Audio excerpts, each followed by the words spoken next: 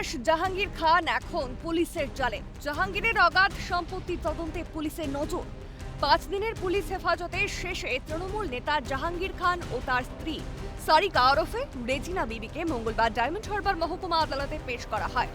জাহাঙ্গীর খান ও তার স্ত্রী সারিকা বিবির 10 দিন করে পুলিশ হেফাজতে নির্দেশ দিল ডায়মন্ড হারবার মহকুমা আদালত।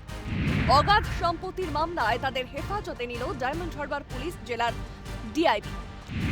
এদিন আদালতে অগাধ সম্পত্তির নথি পেশ করা হয় পুলিশের পক্ষ থেকে। এর মধ্যে 7টি সম্পত্তির তালিকা পুলিশের সন্দেহজনক মনে হয়েছে বলে পুলিশ সূত্রে খবর। 14 দিনের পিসি চাওয়া হয়েছিল, তাতে হচ্ছে লানেট কোর্ট দুজনকেই 10 দিন করে পিসি অ্যালাউ করেছে এবং ইনভেস্টিগেশন চলবে এবং পরবর্তীকালে যদি আয়ো আরও মনে করে যে আরও ফার্দার পিসি নেওয়ার দরকার হয়েছে আবার পেয়ার করে। ফলতা 182 নম্বর কেসে আজকের এই তদন্ত স্বার্থে ডিআইবি আজকে তদন্ত নিল এবং প্রায় আজকের 60টার উপরে দলিল পেশ হয়েছিল এবং কিছু জায়গা বেচেছে, আবার কিছু জায়গা কেনা হয়েছে। এইরকম আরও কিছু জায়গা সম্পত্তি নিয়ে তদন্ত করছেন, যেটা আয়ো রিপোর্টে সাবমিট করেছে। তদন্ত চলছে, পরবর্তীকালে আরও সম্পত্তির হদিশ পাওয়া যাবে আশা করা যায় এবং তারপরে আবার এই কেসে আবার ট্যাগ।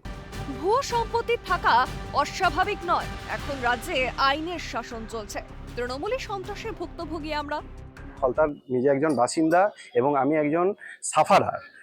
বাসিন্দা শুধু না, আমি তৃণমূলের পুরো যে হারমাত বাহিনী ছিল তার দ্বারা আক্রান্ত আমি এবং আমার স্ত্রী, এবং এই খবর বারবার মিডিয়াতেও দেখানো হয় এবং সেই সময় কোনো পুলিশ কোনোভাবেই প্রশাসনিকভাবে কোনো তৎপরতা দেখাতে পারেনি। এবং আজকের দিনে দেখা যাচ্ছে যে বহু সম্পত্তি তার নামে বেরোচ্ছে, যেটা বলছে লিগাল ইললিগাল। অবশ্যই এগুলো আছে এবং হয়তো ম্যাক্সিমামটাই জোর করে নেওয়া। তো আমরা জানি যে পুলিশ যদি ঠিকঠাকভাবে কাজ করেন অবশ্যই আরও পরবর্তীকালে অনেক সম্পত্তির খোঁজ পাওয়া যাবে ওনাদের নামে। মুখ্যমন্ত্রী বলছেন কোনোভাবেই এগুলো বরদাস্ত করা হবে না, আইনানুগ ব্যবস্থা নেওয়া হবে, বললেন ফলতার বিজেপি বিধায়ক তথা আইনজীবী দেবাংশু পান্ডা। সম্মানীয় মুখ্যমন্ত্রী বলেছেন, শুভেন্দু অধিকারী মহাশয় বলেছেন, কোনোভাবেই এগুলো বরদাস্ত করা হবে না এবং সেটা হবে না। এবং কালকের আইনও আমাদের পাস হয়েছে পার্লামেন্টে, বিধানসভাতে, এবং সেটা লাগুও হতে চলেছে।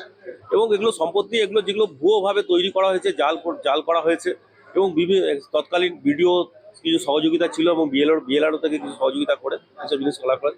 শুধু ফলতা না, ফলতার আশেপাশে বিভিন্ন জেলাতেও এই জিনিসগুলো করা হয়েছে। তা উপযুক্ত বিচার হবে এবার। এদিকে বিজেপি নেতা বিধান পারুইয়ের লিখিত অভিযোগের ভিত্তিতে জাহাঙ্গীর খান ও তার পরিবারের নামে থাকা বিপুল সম্পত্তির তদন্ত শুরু করেছে পুলিশ। অভিযোগে জাহাঙ্গীরের নামে 4টি এবং তার স্ত্রী সহ পরিবারের সদস্যদের নামে 34টি সম্পত্তির নথি পুলিশ ও ইডির হাতে তুলে দিয়ে তদন্তের দাবি জানানো হয়েছিল। পুলিশ সূত্রে খবর, তদন্তে ইতিমধ্যেই একাধিক ভুয়ো সম্পত্তির হদিশ মিলেছে। তারাতিক ক্ষমতার অলিন্দে থেকে কিভাবে জাহাঙ্গীর খান হলো, তার জন্য 2022 সালে দক্ষিণ চব্বিশ পরগনা ডিএমের কাছে একটি 200 কোটি টাকার অভিযোগ ছিল, তার কোনো তদন্ত হয়নি। সেই অভিযোগ অঙ্কে আমরা তুলে ধরেছি প্রমাণসহ, কাগজপত্র সহ, এবং তার নামে বেনামে এবং তার ওয়াইফ সারিকা বিবির নামে, স্ত্রীর নামে যে 6 বিঘে জমি, এই যে অগাধ জমির মালিক, তারা তো নিজেকে জমিদার ভাব, মানুষকে ভয় দেখিয়ে এই জমি লুট করেছে, তাদের নামে রেকর্ড করে নিয়েছে। এইরকম প্রায় 80-100 বিঘের জমির আমি রেকর্ড তথ্য সহকারে ফলতা থানা ইডির কাছে আমরা জমা দিয়েছি এফআইআর করবার সময়। বিজেপির শাসনে ঝুঁকেছেন স্বঘোষিত পুষ্পা। দম্ভের পতন এভাবেই হয়। বাস্তবে ফলতার পুষ্পারাজের ইতি।